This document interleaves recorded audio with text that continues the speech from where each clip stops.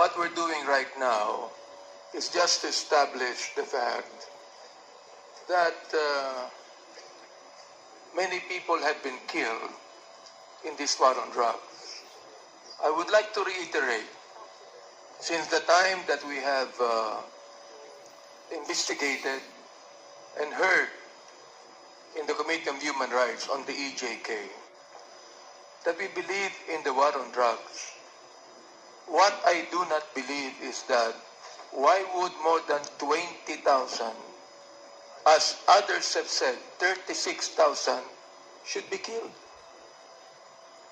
There should not be anyone to be killed just to be able to defeat drugs in this country. Even right now, we still have problems on drugs, Mr. Chair. Ibig sabihin, hindi po nawala ang drug problem natin kahit na pumatay ng 36,000 na tao.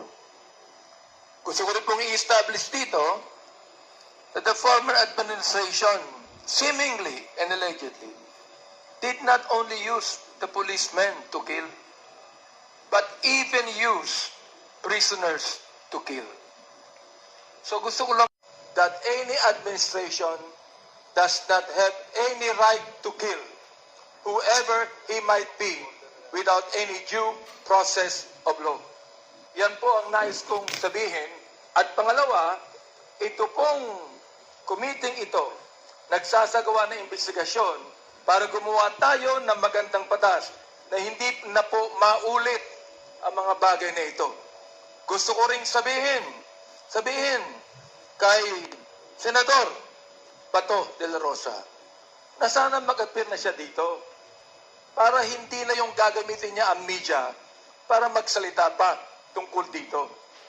Sinabi niya na yung pagpatay na more than 20,000, collateral damage. My goodness, collateral damage ba ito? Pumatay ka ng 20,000 dahil sa war on drugs and you only call it collateral damage? Hindi ko maintindihan. Mr. Chair, salamat po.